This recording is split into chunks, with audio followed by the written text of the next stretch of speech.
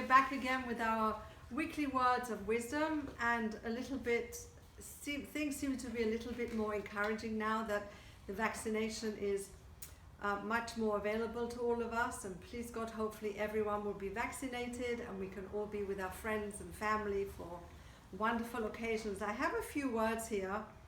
It's a poem and it's about the letter I and the letter U. How can you smile without I? How can you be fine without I? How can you wish without I? How can you be nice without I? How can you be a friend without I? So I am very important. How can I achieve success without you? How can I laugh without you? How can I take a cup of coffee or tea without you? How can I enjoy the sunshine without you? How can I have fun without you? And that makes you more important than I. Therefore, you and I, we need each other in life to be happy, to work together and achieve greater things. Please God, very soon the time will come when you and I will be together. And here's the rabbi. Thank you. It's hello everybody. It's so nice to be able to speak about the parasha again. This is Perashat Yitro. It's the parasha where it contains the Decalogue, the Ten Commandments, and one of the things about the Ten Commandments that is really the foundation of Western civilization. And without the Ten Commandments, the world wouldn't be what it is today, and it would be disastrous. So it's very interesting. It begins with Vayishma Yitro Choten Moshe. The father-in-law Moshe heard. He said Vayishma, and then he brought his family to Moshe, to where he was at Mount Sinai. And it's very interesting. The rabbi asked, what did he hear? He said that he heard the splitting of the Sea of Reeds, and also the war against the Amalek.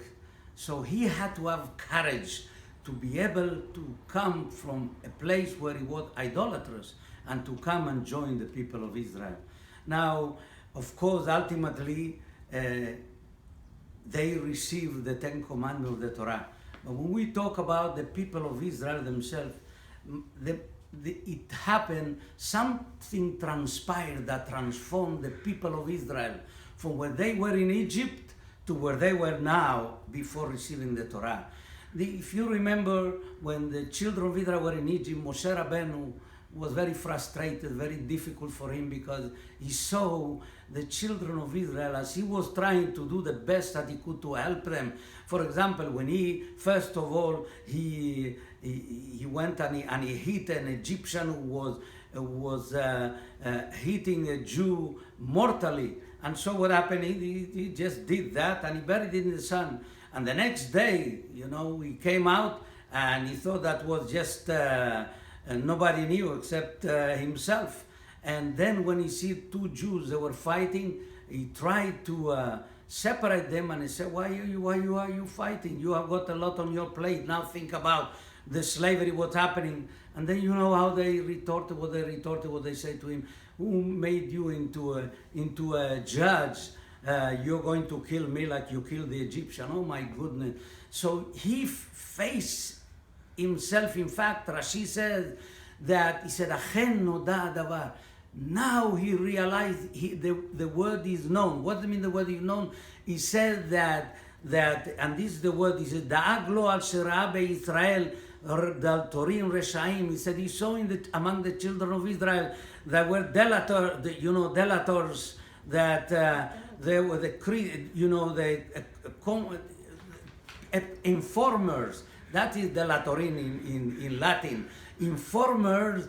And therefore he said, now I know perhaps why they don't deserve to be redeemed, because look what they are. They stoop so low that you can see. So he was very frustrated. So they were really critical people and also whining. And all of a sudden, the Torah says now Then when they were facing Mount Sinai, they were receiving the Torah.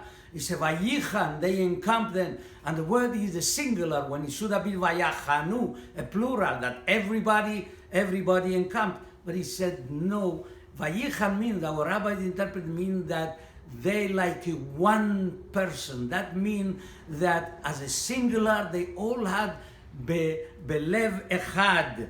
You know, keish echad belev, like one person with one heart. They were transformed. I mean, start thinking about it. From informers and petty people that they were, all of a sudden they were transformed to, they were with goals and they were people that they loved each other. All of a sudden, one unity, united. What transpired? What happened to this transformation? How did it come, the transformation? Now we would think that, what the transformation? Now that they were united, they deserve and they therefore deserve receiving the Torah. It's the other way around. You see why they were petty? Because their life were petty. They had no vision. They had no perspective, and therefore they had like no future, nothing, like an animal, what they think about, what they need now. That's how they were treated when they were in Egypt. And because their life were petty, therefore they became petty, and they dealt only with everything in pettiness. But when they were told that they were going to receive the Torah, that they had a purpose, that they had a vision, and a perspective completely different. Now their life changed. It was the fact that they were promised that they were going to receive the Torah. It was the power of the Torah that it changed their life, and they became united into one people. In fact, it's the greatest gift that they had, the Torah, is what transformed them. And that's why we are very grateful that we have the Torah and we go by according to Jewish law and so on. And you can test yourself. If, for example, you feel that for whatever reason you are treating things like with pettiness and with without it with no perspective, and you think to yourself, you create a wedge between you and the people that you love. And all of a sudden you are finding that you are very particular about things that then don't mean much.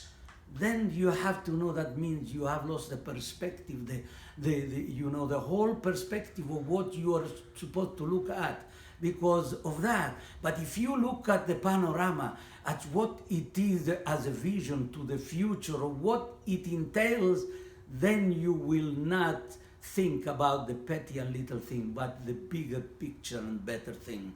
So Shabbat Shalom and all the very good.